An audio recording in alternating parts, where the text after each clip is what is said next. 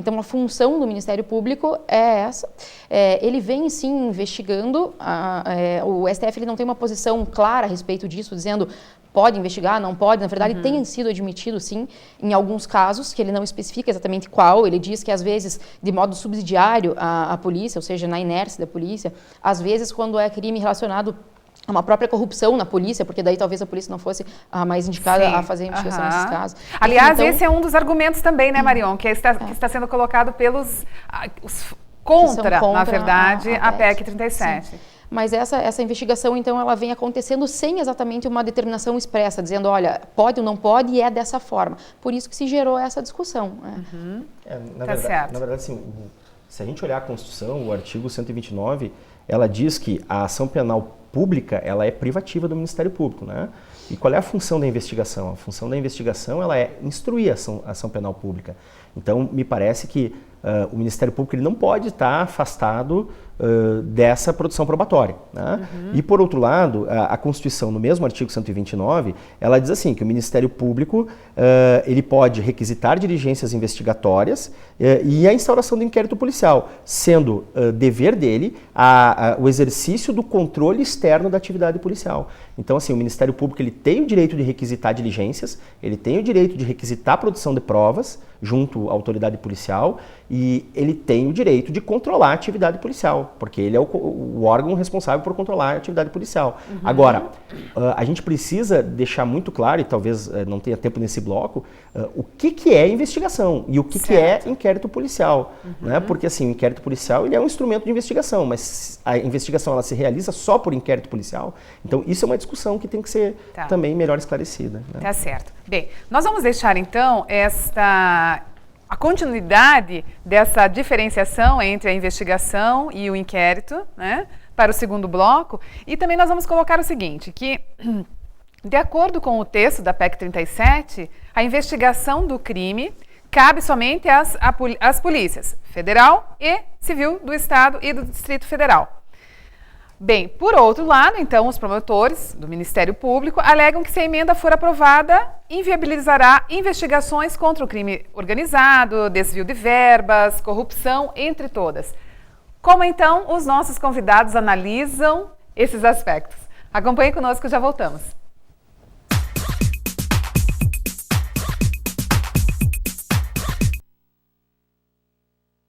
Tudo começa pelo diálogo.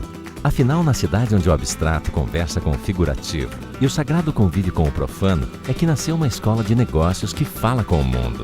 A ESAD, a melhor escola de negócios da Europa, se uniu à FI Business School para trazer para o Brasil o AMP, Advanced Managing Program, o programa de direção geral voltado a executivos que querem dominar a língua do sucesso. ESAD, o diálogo profissional e o acadêmico no mais alto nível.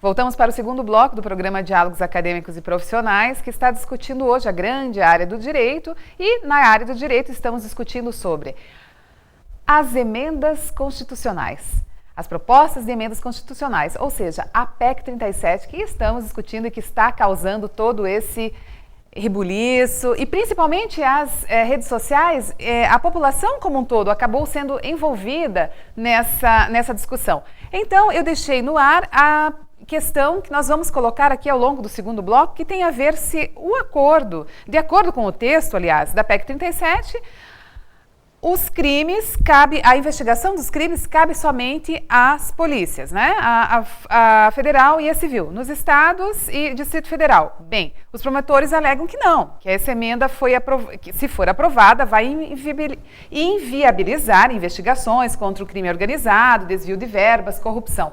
Como vocês veem essa questão? E eu vou pedir que vocês analisem essa questão, também levantando os aspectos favoráveis e desfavoráveis sobre a PEC 37. Um dos principais argumentos que na verdade, seria contra a promulgação da PEC. Então, o argumento contra é justamente pelo fato de que a polícia ela é subordinada ao executivo.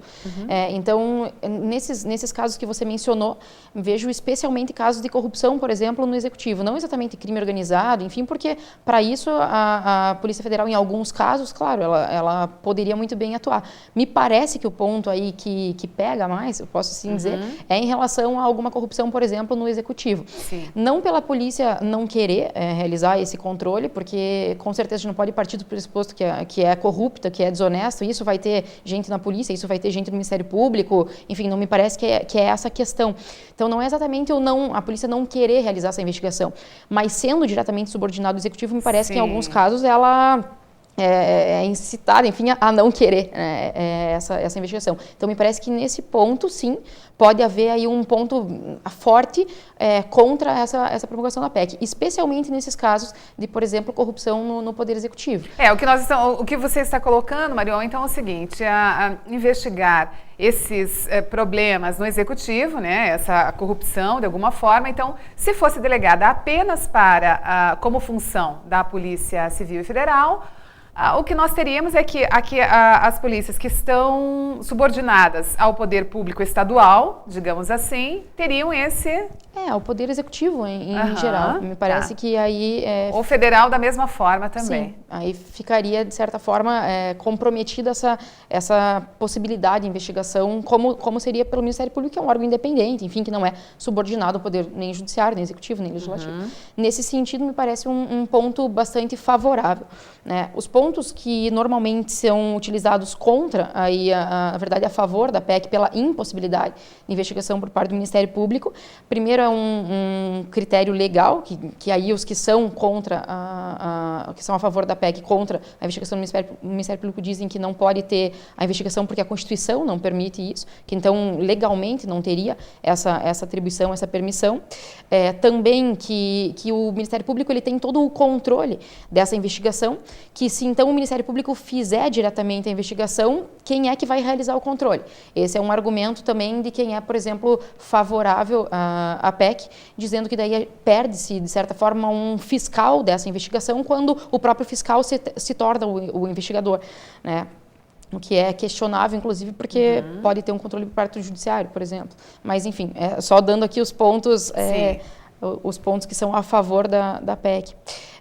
O outro, de que haveria um abuso de poder, quem sabe, por parte do Ministério Público, e aí um argumento que eu já tomo a liberdade de me posicionar dizendo que é errado, porque eu li nas redes sociais, em vários artigos, dizendo que aí seria, por exemplo, um retrocesso contra, enfim, o sistema acusatório, que é o que a Constituição, né, defende, impõe, que haja, na verdade, uma mistura entre um poder de acusação e um poder de investigação. Me parece que esse argumento ele é falho a partir do momento em que o sistema acusatório, na verdade, o que ele não permite é que haja uma confusão entre o julgador e o acusador. Enfim, então, entre o julgador e as partes, e não efetivamente entre o investigador e o acusador. Então, mas também é um argumento que tem sido bastante utilizado, que haveria um retrocesso por um abuso, né, do Ministério Público, que aí, nesse poder, por exemplo, de investigar, ele se depararia com provas, por exemplo, a favor da defesa e não juntaria isso na investigação, por exemplo, porque ele é parte acusatória, então para ele interessa a acusação. Mas aí, atuando como advogado, não sei se o doutor Eduardo vai concordar nesse ponto, não costuma acontecer também da polícia, por exemplo, juntar provas a favor da defesa. Isso, a polícia já trabalha para o Ministério Público nesse ponto, né? Ela já subsidia justamente essa ação pública, ela já procura elementos informativos para a ação pública. Então, não me parece que também haveria tanta diferença assim, né, nesse abuso. Se há esse abuso pelo Ministério Público, ele acontece pela polícia também. Então, a princípio, são os argumentos trazidos que seriam para subsidiar essa PEC. E subsidiam também a população, porque mesmo a população leiga, que não está envolvida diretamente com essas questões jurídicas, administrativas, acaba tomando seus partidos. Então, nós temos aqui, circulando nas redes sociais, algumas abaixo-assinados, e as pessoas estão assinando, estão se comprometendo, e estão defendendo, estão tomando posicionamento. Tem aí também um aspecto educativo que é bastante interessante, se nós formos avaliar também essa questão. Porque até algum tempo atrás, em nosso país, nós não poderíamos nos manifestarmos dessa forma, né, tão próxima a essas questões, né? E então nós éramos sempre calados. Então agora as vozes estão aí, só que também precisam ser mais orientadas, e para isso precisam ser esclarecidas, por isso que nós estamos hoje fazendo esse debate. Eduardo, como é que você vê essa questão? Eu vejo assim, eu acho que essa disputa massiva que está havendo pelos meios das redes sociais, ela também cria alguns prejuízos.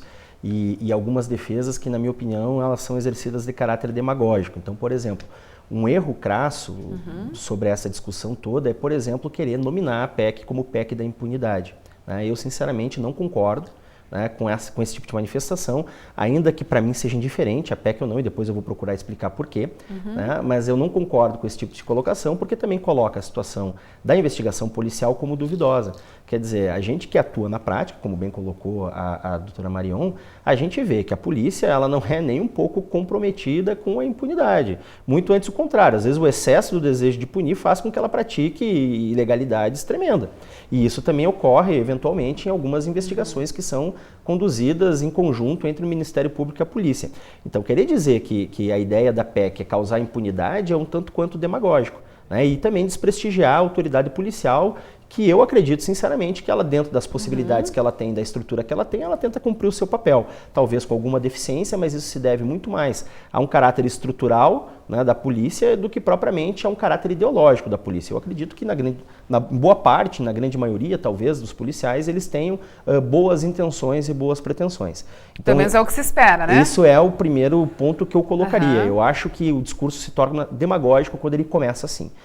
O segundo ponto, eu julgo importante a gente diferenciar o que é investigação, né, e o que é aquilo que pode ser trazido para a investigação. Quer dizer, a investigação ela deve se dar a partir de um inquérito policial.